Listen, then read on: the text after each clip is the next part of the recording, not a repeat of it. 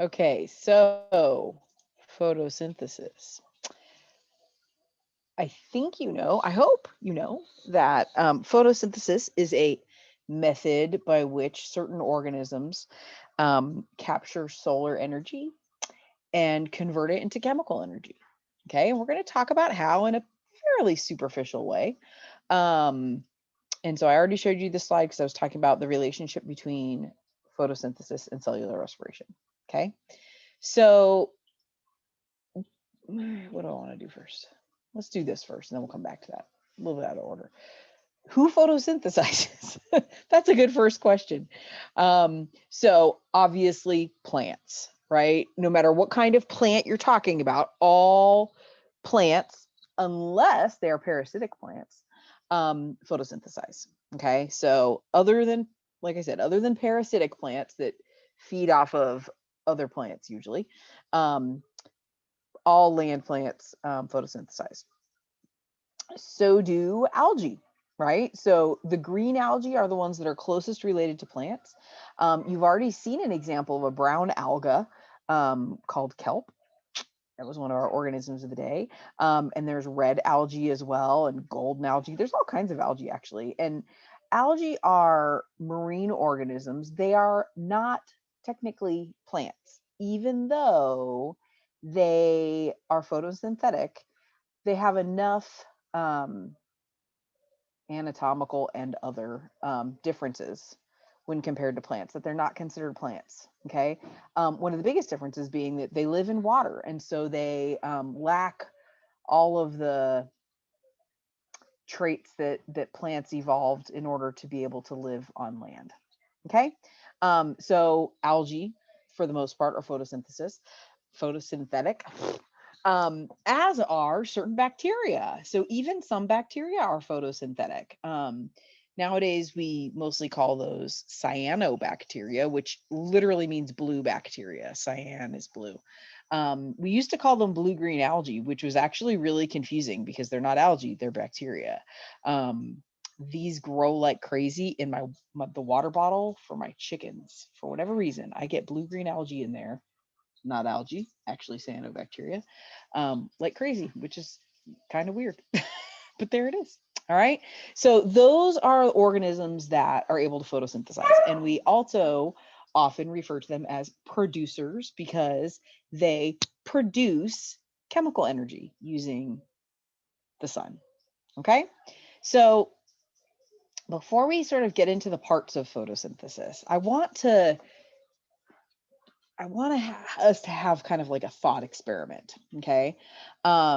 And right away, we're going to need to deal with this misconception that many of you have already, which is kind of entrenched. So I hope I can, knock it out of you a little bit. Okay. So that entrenched confusion is water. Okay. So many of you in your organisms of the week and in other places have talked about how plants get um, energy from water. Okay. Water is not a source of energy for living things. It's important for other aspects of life, right? It's an important solvent so that you can have chemical reactions in your cells. It moves things around, which is really important. So water is very important for most living things. It is not a source of energy, though. Um, how do we know that this is true? Well, from a practical standpoint, this is true because water doesn't have any calories in it, right? You can't get fat drinking too much water. Okay. Water doesn't have any calories, therefore, it's not an energy source. Okay. So plants are not using water for an energy source. Okay. All right. And that has a lot to do with the fact that water is a very simple molecule, right? Energy is stored in chemical bonds, right? And so large chemicals like sugars, our monosaccharides, our polysaccharides, our triglycerides, those are our fats, right? Those are really large molecules. They store a lot of energy because they have a lot of um, bonds. They have a lot of covalent bonds. That's where the energy is stored. Okay. Water, not so much. Okay. Doesn't store energy. All right. Anyway, that said, okay. So I want you to imagine a plant, right? So we start off with a small plant in a pot and we never transplant it. We let it grow for 5 years. Okay. It gets plenty of sun. It gets water, yeah, which it uses. Um, we've provided dirt initially, right? But we don't change the dirt. If we're not repotting it, the dirt stays the same for the 5 years. And yet look at how much our plant has grown, right? It starts off roughly 5 pounds, ends up 155 pounds. Where did all that new plant tissue come from? What is the source of the new plant? So like the building blocks of the plant, is it coming from the soil? Well, I mean, it doesn't look like it can be, right? Because there's still soil in the pot.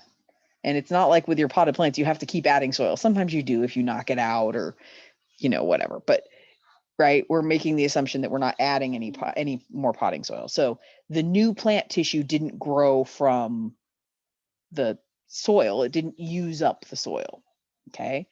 All right. Did it come from the water? Well, we already talked about how water doesn't have energy in it, right? At least not this way.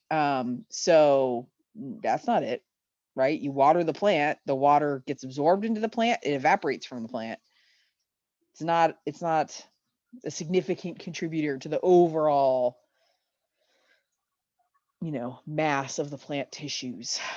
Okay, so it's not from the dirt, it's not from the water. Is it from the sun? Well, that's energy coming from the sun, but is it matter? Well, not really, right? Energy and matter are not exactly the same thing. So it's not the sun either. What's my last option there? From thin air. That's the answer. Okay. So the fundamental building blocks of the plant tissues, right? The leaves, the stems, all the branches, all the parts of the plant, the fundamental source of the carbon that makes those large molecules that make the bulk of the plant came from the air. It came from carbon dioxide. Okay. And I'm going to show you how. All right. Fascinating. Okay. So photosynthesis, let's talk about photosynthesis. Here's an overall reaction for photosynthesis. Now, it's a multi-step reaction. It's actually quite complicated. It's many, many reactions actually. But this is kind of the overall, right? So what do you need? What are the reactants for photosynthesis? Well, you need carbon dioxide, right? That's a gas. You need water and you need light energy, okay? And so they're showing this here, right? As like, here's the chemicals, and then here's the input of the energy. Sometimes people draw this, over there somewhere. It doesn't matter, right? And there's a series of reactions, and what you end up with is glucose and oxygen. This is one of those things that you just need to memorize. Okay, you need to know the overall equation for photosynthesis. I want you to know what the reactants are and what the products are. Okay. All right. So we can kind of break that apart a little bit and think about where all of these different components are coming from. Okay. So you know where the light energy is coming from. Yeah. It's coming from the sun. Sweet. Okay. Where's the carbon dioxide coming from? It's coming from the air. Yeah. There's lots of carbon dioxide in the air. Actually really not that much, but whatever. There's carbon dioxide in there. Okay. How about the water? Where do plants get water from? Typically from the soil, right? So they're one of the jobs of the roots, aside from supporting and stabilizing and anchoring the plant. Another job of roots is to absorb water. Okay. So if it's getting sun and it's getting carbon dioxide and it's getting water, right, it can photosynthesize and it produces oxygen gas as a waste product, actually, which is kind of interesting. And it produces glucose. Okay. So that's our monosaccharide that we talk about all the time when we talk about energy. Okay. So here's that equation again, written another way. right? The thing I like about this upper picture is that it kind of breaks apart and shows you where the different things are being used, where they're utilized, okay? And it sort of reminds you of the fact that photosynthesis essentially, if we boil it down, has two steps. It has the first part, the photo part. So photo means light, right? So the first part of photosynthesis we call the light reactions, because photo means light. And essentially what the light reactions do is they capture the energy from the solar energy, right? So from the sun, they capture that energy and turn it into a type of chemical energy. Yeah. In the process of doing that, water is used, right? So see how the water arrow is going into the photo side? And that water is broken apart into oxygen. Okay, so let's go back to this for a second, right? So water, H2O. You break that sucker apart, you get O's. Okay, so the origin of oxygen gas in photosynthesis is it's coming from water. Okay, where were we? Right? So that's kind of the fundamentals of the light reactions. Okay, that energy then that is captured from the sun and stored is then used to build sugar molecules. Okay. And we call that the synthesis reaction because synthesis is to build or make something. Actually, what we call it is we call it the Calvin cycle. It's named after a guy named Calvin, believe it or not, right? But this is the synthesis part of photosynthesis. This is where we're building something.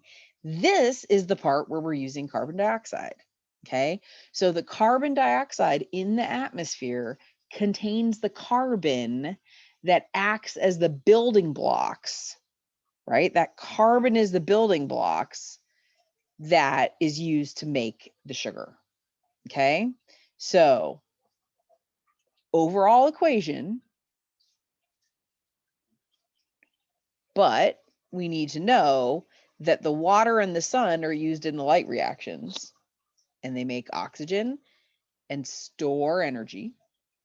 And then the carbon dioxide is used in the Calvin cycle along with that stored energy to produce sugars. Okay? So that's the overall like gist of photosynthesis. Okay? Now, I'm not going to get into a ton of detail about plant anatomy a little bit. Just because it's so different from ours. I want to talk about it a tiny bit. And then the other thing is I'm not going to get into a ton of detail about the light reactions or the Calvin cycle, just kind of an overview. Okay, so we're going to talk about this, but not like the super nitty gritty, like what every single molecule does. Okay.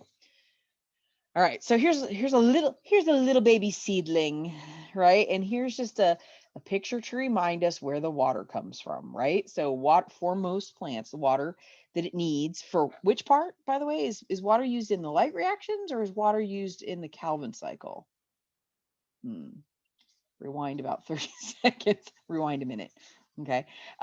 So the water that's required for the light reactions comes from the soil. Okay. Now, plants don't have lungs like humans do, nor do they have gills like fish. So, how do they exchange gases like carbon dioxide and oxygen? Well, the way that plants do this is they have these little openings on the underside of their leaves called stomata is plural, stoma is singular. Okay. So what you're looking at here, right? This whole picture basically is if we were looking at the very underside of that leaf magnified a bazillion times, not a bazillion, 1,000, but whatever, you get the idea. Okay. So these are just like leaf cells. And what you're looking at, like from below, is you're looking at the bottom surface of the leaf. And so there are these little tiny openings. They're more abundant on the bottom of a leaf, but there are these little tiny openings, and that's where plants are able to exchange carbon dioxide and oxygen, which is cool. Okay. And then inside of the cells of the leaf, nearby the stomata, are cells that contain a lot of chloroplasts. And chloroplasts are where the deal goes down. Okay. So chloroplasts are where photosynthesis happens, right? And so here they are. Aren't they cute? Look at all the chloroplasts in those cells. Okay. So this little image shows us a little bit of more detailed anatomy of a chloroplast. Yes, you kind of need to know this. Okay. So remember from when we were talking about cells, the majority of the organelles in a cell are membranes, right? They're just like different shapes of membranes, a lot of them, the majority of them, okay? And that includes chloroplasts, okay? So chloroplasts have an outer sorry, I didn't know if I was going to sneeze or yawn. They have an outer double membrane, right? And so you can see the two layers of membrane. And this is all the same kind of membrane as the plasma membrane, by the way. Okay. So they have a double membrane on the outside of it, kind of like the nucleus does. All right. And then they have these like stacks of membrane. So each of these stacks of membrane, so individually, each of those stacks is called a granum, or if there's more than one, the grana. And essentially they're made of individual discs called thylakoids, but they're basically just a stack of membranes. Okay. So really the two most important terms here are thylakoid and stroma. So the thylakoids are the membranes, the like discs of membrane within the chloroplast, which is an organelle, remember. Keep, paying attention to where we are. And then there's this fluid that surrounds the thylakoids called the stroma. Why do we care about these? Because our two different steps in photosynthesis happen in these two places. Okay? So that's the anatomy of a chloroplast. If you look even, zoom in even further and you look at the anatomy of a chloroplast, that's what you're looking at. Okay. All right. So let's talk about the light reactions for a hot minute. Okay. I always feel like I'm totally disrespecting physics the way that I teach this, but our longtime full-time astronomy professor was like, no, you did a great job. You did a good job talking about light coming from an astronomer. That's a nice compliment. Okay, so the way that I want you all to think about light, okay, is it is a source of energy that is part of what is called the electromagnetic spectrum. And the electromagnetic spectrum is a way of sort of looking at these different sources of energy that differ in the sort of intensity of the energy that they carry. And that corresponds with the wavelength or the way that the particles of this energy like oscillate. Light is really complicated because it kind of acts like a particle and also like energy. It's very, very strange. And so I don't want to get into the weeds of that too much. If you ever find yourself taking a, heavy duty physics class, you'll learn about that. But yeah, it's complicated. Okay. Suffice it to say, we're just going to talk about visible light. So within the electromagnetic spectrum, there are all different types of energy. Okay. Visible light is kind of in the middle here, has kind of a medium wavelength relative to the others, a medium amount of energy compared to the others. Okay. So lower energy than visible light is infrared and radio waves. Okay. That's lower intensity energy. Higher intensity energy than visible light is ultraviolet radiation, X-rays, gamma rays. Okay. Now, you may or may not know that one side of this spectrum is incredibly damaging to your cells. The other side of the spectrum is harmless. Okay. So which direction is more problematic? One of them is the reason why you have to wear sunblock. right? So what are we worrying about here? We're worried about the reason we wear sunblock is we're worried about ultraviolet radiation. Ultraviolet radiation is right next to visible light. So it's really close in the electromagnetic spectrum, but it is slightly higher energy than visible light is. Ultraviolet light, therefore, because it's high energy, can actually damage the DNA in your cells, causing cancer. For that matter, so do X rays and gamma rays, which is why when you go to the dentist and get an X ray for your teeth, they put that lead apron that goes all the way up to your neck. Yeah, and it covers like the whole trunk of your body because they're trying to protect you. And the, hygienist goes and stands behind the little wall, right? Because they're trying to reduce the exposure that most of your body experiences to x-rays, because x-rays are also a type of very high energy radiation, right, that can cause cancer. Okay, same thing with gamma rays, right? Gamma rays are the worst ones of the group. Okay, and gamma rays are what people always talk about when they're in like superhero, like comic book, um you know X-Men and stuff, Spider-Man. Yeah, gamma rays are always what, give people special powers in comic books. Not in real life. In real life, gamma rays give you cancer. Okay? They don't, you know, make you able to shoot webs from your hand. Okay? Anyway. So that's the electromagnetic spectrum. Okay? Different types of energy. Okay? Now, the interesting thing about photosynthesis is that it doesn't use all types of light. So there are actually many different colors of light along the visible spectrum. When you put all of those colors together in the form of light, the light appears white light. Okay. So, like the light coming from the sun on a beautiful sunny day includes all of these different colors, right? So you can't see individual colors so much, right? Because you're seeing all of them together. Okay. The reason that rainbows occur, right, when it's rainy and then when the sun comes out is because the little water droplets, the water in the air, basically what happens is the white light comes into those little water droplets and it splits all of the different wavelengths of light from one another, and there you have your rainbow. Okay, so those are the different colors, which are different intensities, right, of light. Okay, photosynthesis only uses certain wavelengths of light and not others. Okay, it's very specific. And so when you look at a typical leaf, so let's go back to this one for a second. When you look at a typical leaf, why are leaves green?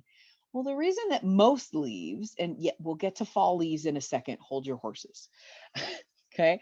The reason that most leaves are green is that photosynthesis primarily uses the other colors of light, allowing the green wavelengths of light to sort of bounce back and to get absorbed. Okay.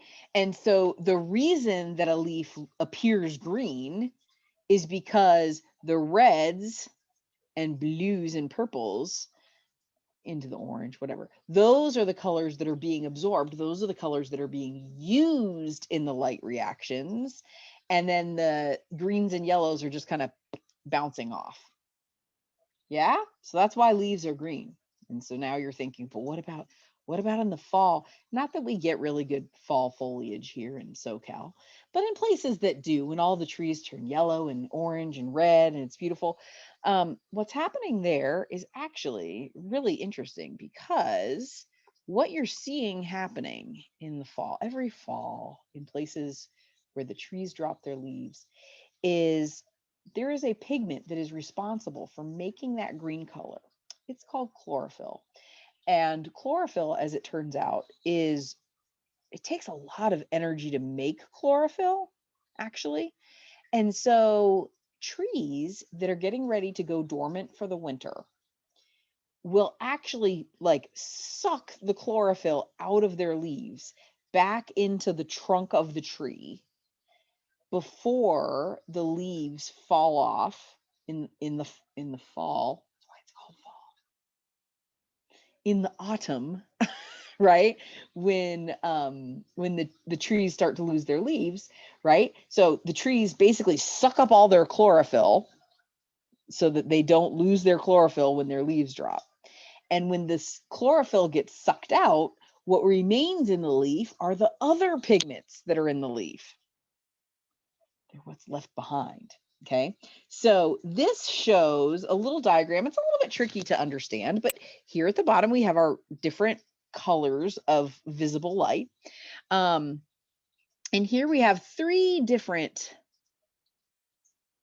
pigments that are useful in photosynthesis. Okay, and each of these pigments absorbs a different wavelength of light. Okay, so if we follow the line, chlorophyll A, if you were to look at purified chlorophyll A, it would appear to be dark green to you because it absorbs light in the purple side of things. It absorbs light in the red side of things.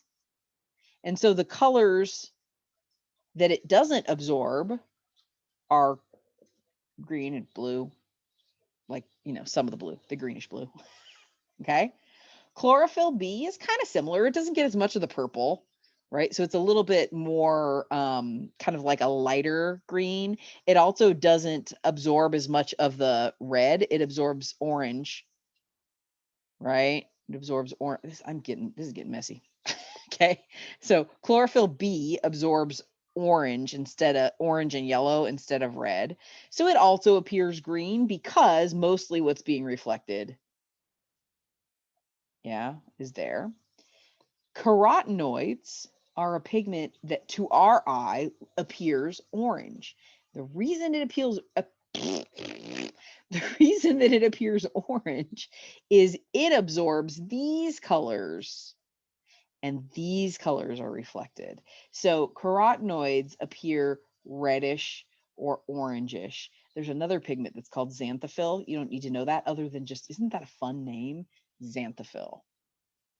That appears very yellow, and that's where yellow leaves get their colors from the xanthophyll. Okay, so leaves have all of these different pigments in them, but your typical plant, most of what you see most of the time is you see the chlorophyll A or chlorophyll A and B, because that is the chlorophyll that has the primary responsibility for photosynthesis. Sorry, wow, I'm all like, my background this situation doesn't like it when I put my hair up. Okay, so chlorophyll A and chlorophyll B are responsible for the light reactions. I shouldn't, let me start over. Chlorophyll A and chlorophyll B have the primary responsibility for the light reactions of photosynthesis. Okay, so let's focus on, now that we've talked about light a bit, we've talked about plant pigments a little bit. Oh, look, here's a little graph that talks about that. Okay. Now that we've talked about all of that a little bit, let's kind of get back to some detail about the light reactions. Okay. Now, chlorophyll.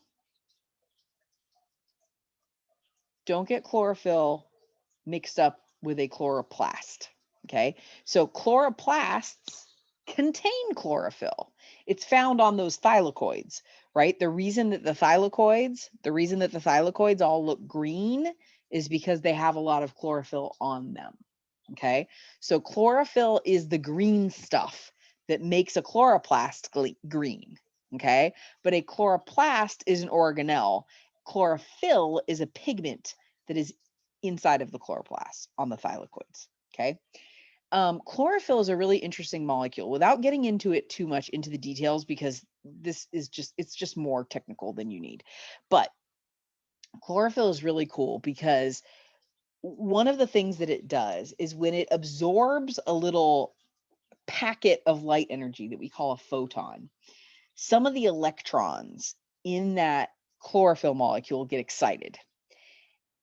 And then they kind of go back to a resting state. And when they do that, it's like this weird situation where they temporarily absorb that energy and then they slowly release that energy. Okay. Um, yeah. Okay. I'm not going to get into the details any more than that. Okay. There is a fantastic, but also really like kind of mind-boggling diagram in your book about the light reactions. I'm throwing it in here in case you're like, I'm not going to understand this unless I understand the details, and you really want to like think about it and like work your way through it. That's cool. Okay. But we're not going to go into the detail because I don't think it's useful for you, quite honestly. Like for just, average citizens who are, just trying to make good choices about life, and be, educated, informed voters and all of that. I don't think you really need to understand how the light reactions work. It's just not something that is going to matter for your, day-to-day life. Okay. But it's here in case you want to. All right. So in an overview sense, let's talk about the light reactions. Okay. So maybe what we'll do is we'll make ourselves like a little summary of what happens in the light reactions. Okay. So in the light reactions, that's what's happening. That's what they're sort of highlighting on that side of the diagram. Okay. So in the light reactions, the reason they're called the light reactions is because they use light. So we have energy from sunlight. The other input that we have in the light reactions is our water. Okay. So you need energy, you need water, light energy and water. And you need chlorophyll. And remember that the chlorophyll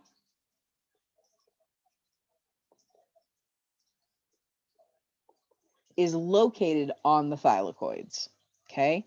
So essentially what happens is when the chlorophyll, this is a really like abbreviated version of this. Okay. When the little packets of light energy, a photon of light, hits the chlorophyll, what happens is some of the electrons from that chlorophyll get excited and then they go away and they end up getting onto these shuttles, okay, that are carrying energy essentially, okay? When those electrons are ripped off, they need to be replaced, okay? So the electrons leave, but they need to be replaced. And this is where the water comes in, okay? So water does this funky thing where it splits and the water is converted into oxygen gas, right? And the reason that it does that is that the electrons from the splitting of the water replace the missing electrons in the chlorophyll, okay? Essentially, that's how it works, okay?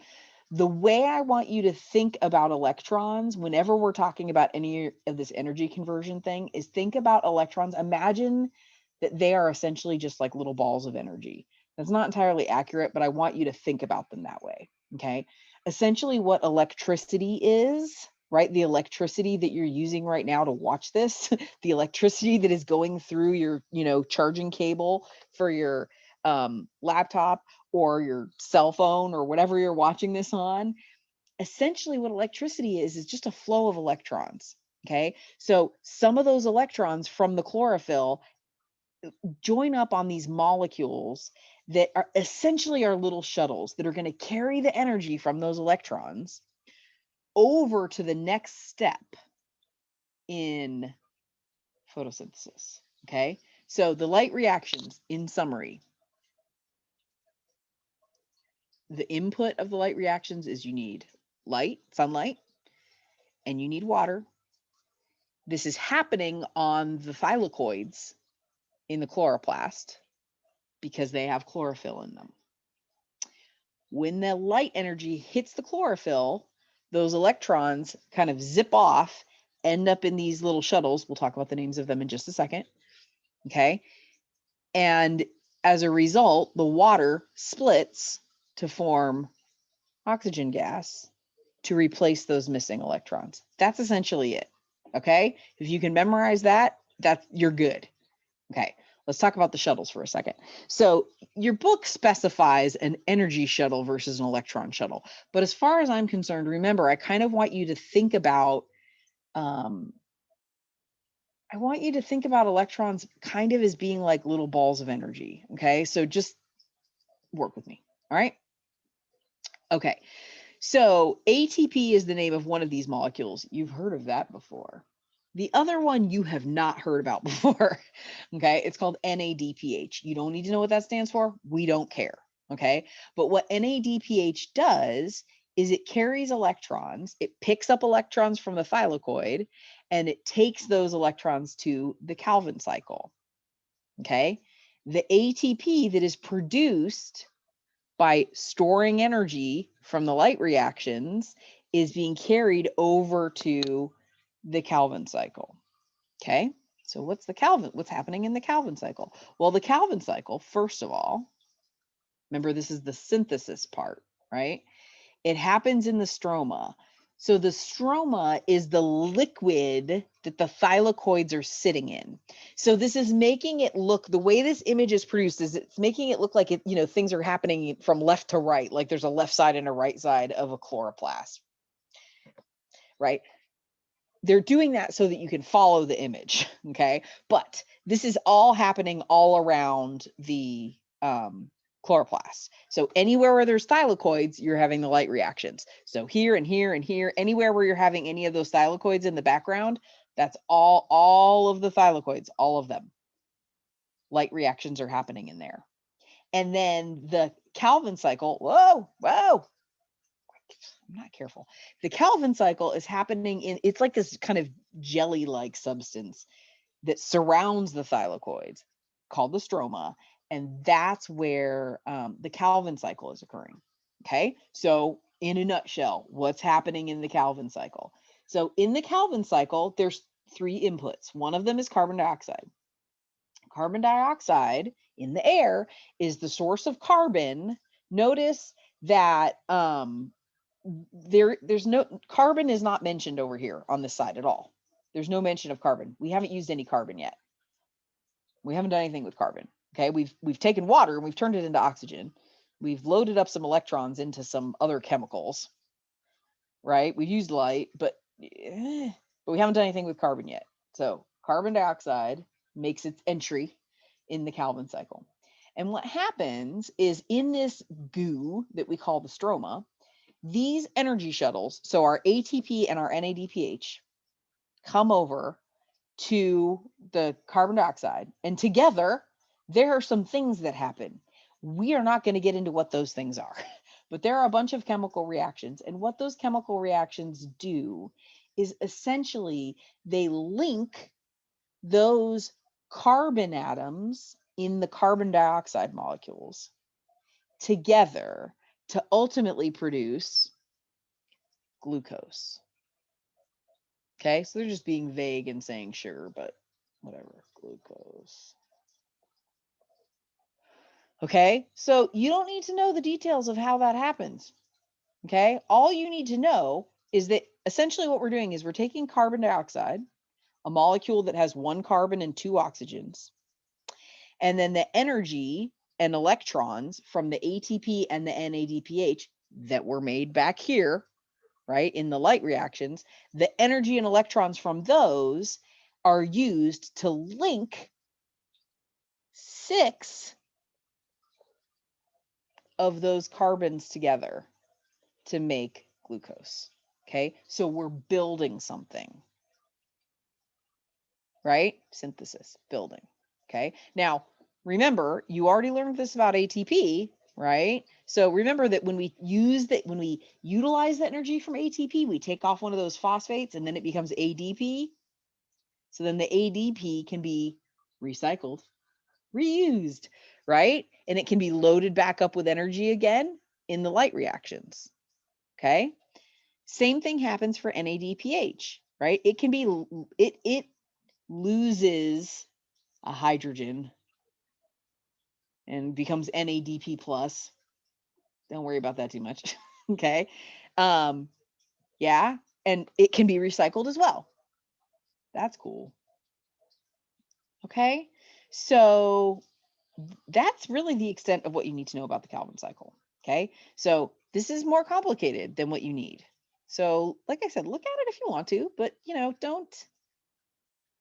don't freak out about it too much. Okay. And then here's like a graphic of the Calvin cycle, right? So we have these high energy molecules, ATP and NADH, excuse me, ATP and NADPH, that both come from the light reactions. And then carbon dioxide, remember, from the air, from the stomata, those, right, go into the stroma of the chloroplast. Calvin cycle occurs, and you end up with this thing called G3P. Don't worry about that. Essentially, what it is it's a type of sugar, and then that makes glucose. And glucose, now what is glucose used for? Well, glucose can be used for energy, leading us to that is spelled wrong. Respiration. That's weird. Respiration. That's a funny typo. I wonder if that's in your book or just in the PowerPoint. Anyway, I stole the picture. I mean, I didn't make the picture. I don't make pictures. Now I'm curious if it's spelled wrong in your book. Anyway, so cellular respiration happens in mitochondria, or that glucose can be stored, right? So think about being a plant. Think about winter, right? So plants can only make sugar when it's sunny, right? Because that's the source of energy to drive the whole process. And so plants are great at storing energy for a rainy day, literally a cloudy day, right? And so glucose can be stored a couple of different ways, but the most common way is as starch. Okay. So that's why there's a picture of a hand holding a potato, right? Because potatoes are storage. It's food storage, right? For a plant. Okay. But the other thing, remember, that glucose can do is that glucose also can be used as building material, because cellulose, remember the polysaccharide that's really important for structure in plants? Cellulose essentially is just chains of glucose, right? So the products of photosynthesis, right, glucose, can be used for energy right away. It can be stored, or it can be used as like building material to actually make the plant, right? So if we go back to that image, I'll do it in just a second, of our tiny baby plant growing into big plant, where did all that plant tissue come from? Well, the glucose comes from carbon dioxide, right? The energy comes from the sun, right? But the actual like building blocks that make up the new leaves and the new stems and the new whatever comes from the air. It comes from carbon dioxide, which is kind of interesting. Okay. All right. So that's the Calvin cycle. Okay. And that's photosynthesis. This is complicated, y'all. Right. So I'm expecting that you're gonna, maybe want a little bit of help. I don't know. Maybe you're gonna be like, whatever, it's cool, it's fine. We get it. Okay. So do the homework, read the book, get help if you need it. Okay. That's photosynthesis. The next video will be cellular respiration and fermentation. Okay. All right. Good times. Good times.